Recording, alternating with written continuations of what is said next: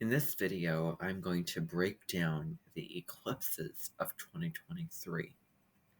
So there is going to be 4 eclipses in 2023, and I will give you the dates to those eclipses.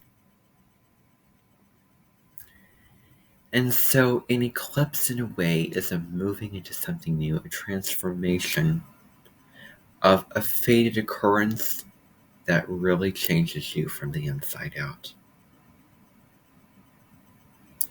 So we're dealing with eclipses in Taurus and Scorpio for the first half of the year, and then for the second half of the year, we're going to switch over. We're going to have eclipses in Aries and Libra. The reason for this is that the lunar nodes of the moon change signs.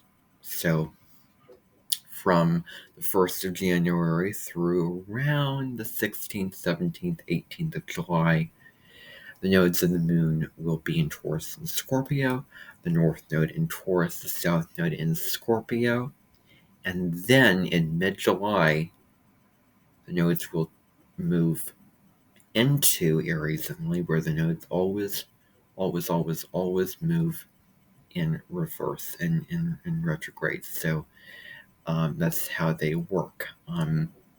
They're quite Vedic in nature. So we have the north node in Aries and the south node in Libra. Now, the eclipses. There's going to be 2 in May, 1 in September, 1 in October. So the first eclipse is a lunar eclipse in Scorpio on May 5th. Then on May 19th, we have a solar eclipse in Taurus going on. And then September 29th, we have a lunar eclipse in Aries going on. And then October 14th marks a solar eclipse in Libra. So we have these 4 points of power, these 4 dynamic eclipse times, and what they suggest is change. So I'm going to break down what each of these eclipses will be about. Now, I'm going to tell you, and I'm going to be real honest when I tell you that the lunar events happening on April 20th and October 28th could be eclipses. However, they're inaccurate because the nodes have not moved into the signs yet, but they're on the verge of being eclipses. Let's just say that, even though they are not. Even though we're dealing with a new moon on April 20th and a full moon on the 28th of October. And just to sort of put the king's crown in the safe, so to speak, I am going to be talking about this new moon and full moon in addition, because they play a powerful role into this year. They're powerful lunar events. And so I'm going to touch on them briefly. So the April 20th new moon in Aries occurs at 29 degrees of Aries. And this is really quite interesting because 29 degrees is the end degree, the energetic degree of Aries. And so the energy is really intense, really concentrated. It's really at the height of its power. There is a sort of square resist energy.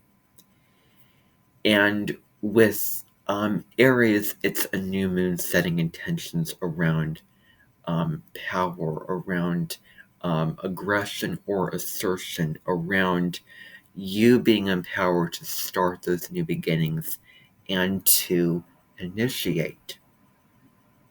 And that's going to happen. So I believe it's going to be another new moon, I think in March next year in Aries. So it's quite interesting.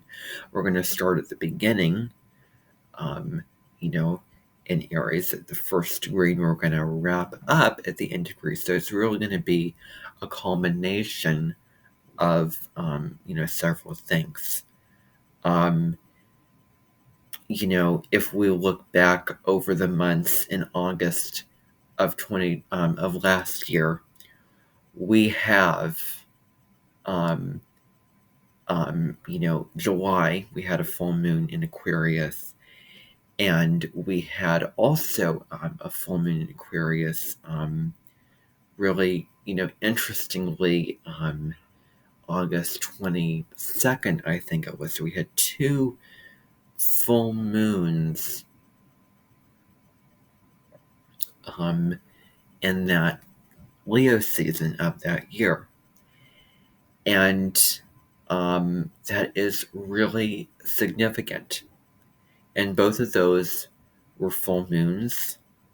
And so that dealt a lot around expressing your individuality, standing apart from the group, being the quirky self that you are, not being afraid to stand away from people or a situation or what have you, and stepping into your own power and free to be the maverick that you are, as opposed to getting so absorbed and sucked into what everyone else thinks,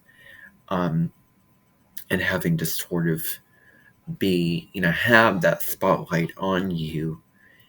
And, on the moral note, it's not all about you. It's also about other people, and groups and things like that. And it's about, instead of choosing the route of drama, let's detach, let's rise above the fray, and let's be objective about our feelings. Let's, okay, this is what's going on.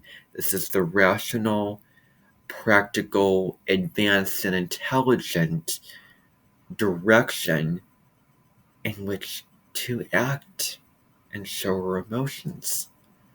And people with the moon in Aquarius are going to tell you straight what it is. They are going to stand away. And, this could depend upon a person's air level or water level of element that they have in their chart. But you're going to find, and you may be shocked, and you may be taken aback by how direct and straightforward their emotional nourishment may be. If someone comes with a, sort of issue, well, here's your answer. And the moon in Aquarius is another illusion I want to make. It can be lonely to be, outside of the box. And, the moon in Aquarius, I have to say, and this is from my own opinion, I do believe there is truth that every placement is equal. My personal preference is that it's not the most comfortable placement for the moon to be in, because what is the moon? Emotional connection, nourishment. And Aquarius is emotionally cut off and aloof. And it is, very, like believing that, mind and rationale is much better than the, emotion, and, doesn't want the pettiness, not the six. Anyway, I've, spoken enough about that.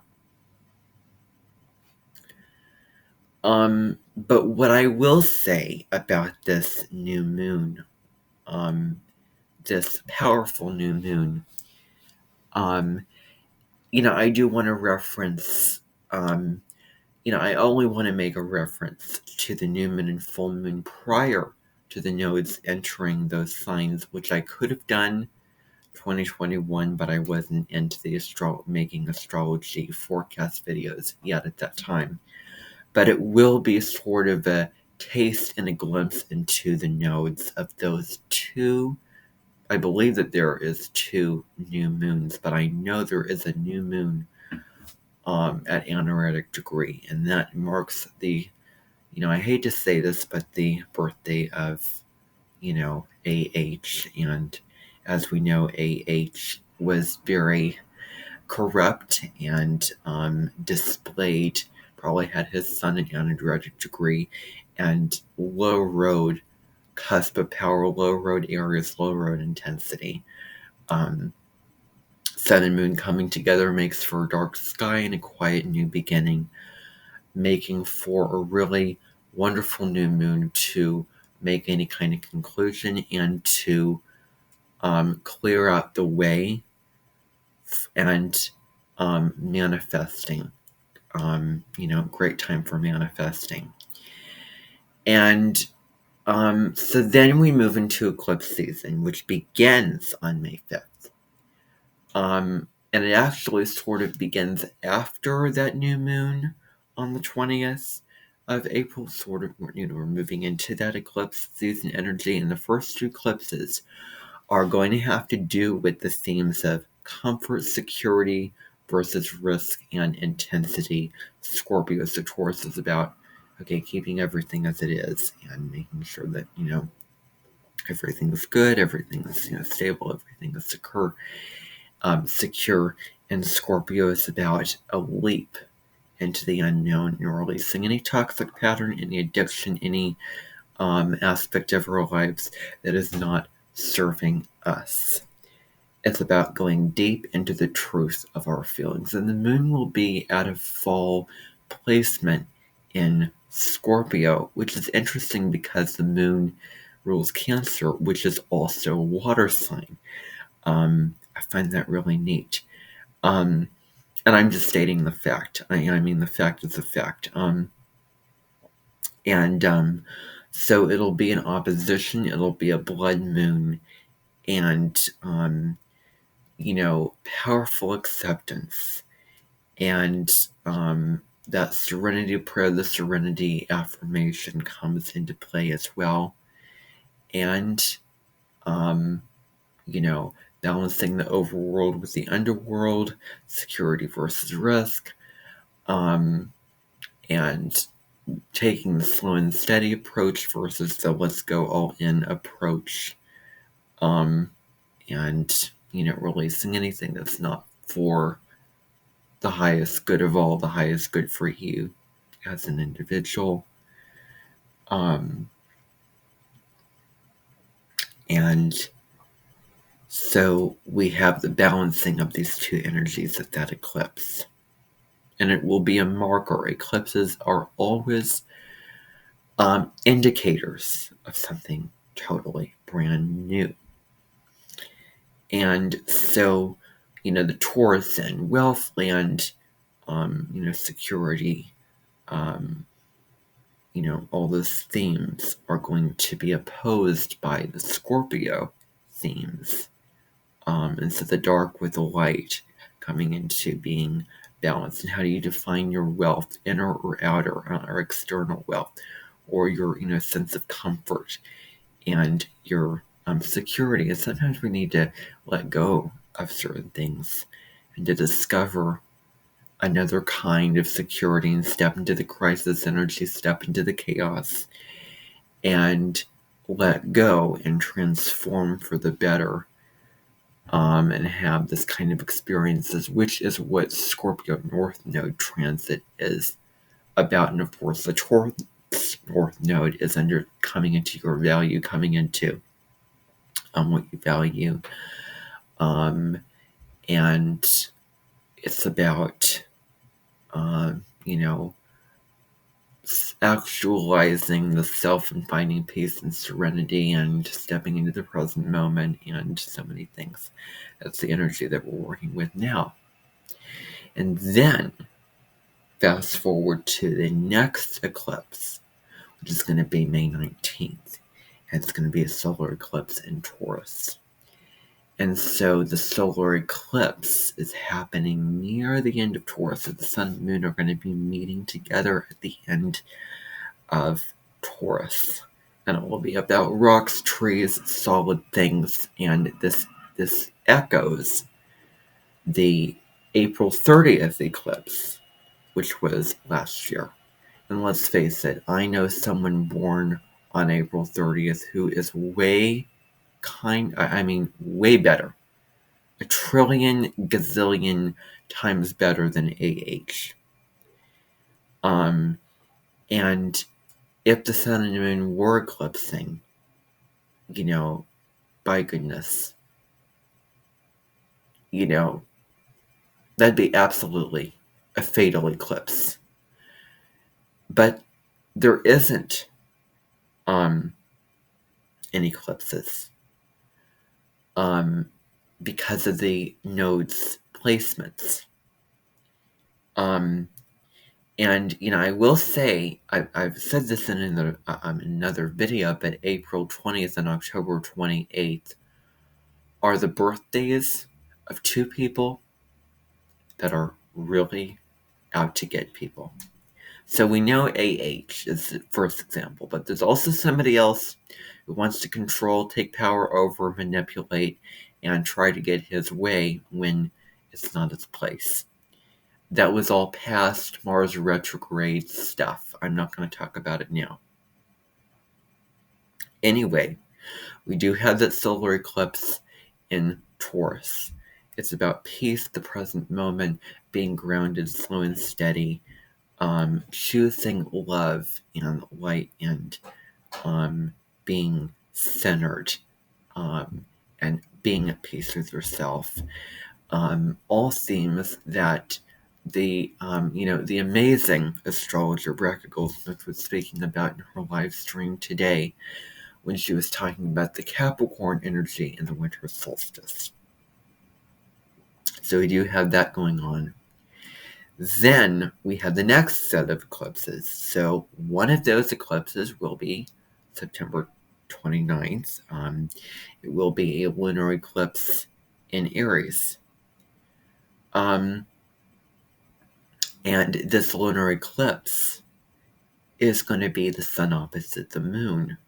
And so when the nodes move into these signs, it's the relationship axis. So we'll deal with standing away and being your own entrepreneurial, your own best leader, your own person, completing the puzzle in relationship, showing up in your own way, going your own way, being the initiator, being the leader, versus co-dependency is the low road, collaboration, relationship, peace, harmonizing, connecting, at worst, entanglement and enmeshment. So the balancing of these two energies, and the North Node direction is pointing at actualizing ourselves and stepping into who we are authentically are and who we want to be. And so this lunar eclipse is a full moon. It will illuminate issues where we have not been ourselves, and we've been to people pleasing, or at the other end we've been to selfish or arrogant in destructive ways, of course. So so that'll be those themes of the hot fire and righteous, confident, courageous qualities of Aries versus those light, beautiful, refined, sort of genique, advanced, kind of more, since it's a later sign of the zodiac, nuanced, polite, and beautiful sign of Libra, and beauty defined in that way versus all the signs displaced in form of beauty, and Aries in that way. So those themes will come through really strongly, which we'll be faced with at that lunar eclipse. And then October 14th marks the very last eclipse of 2023.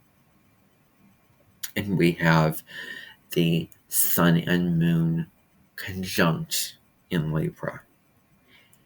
And it will be a brand new beginning when it comes to all the Libra ruled areas: beauty, harmony, balance, relationship, history, the pyramids, levels of power, law, justice, so many things.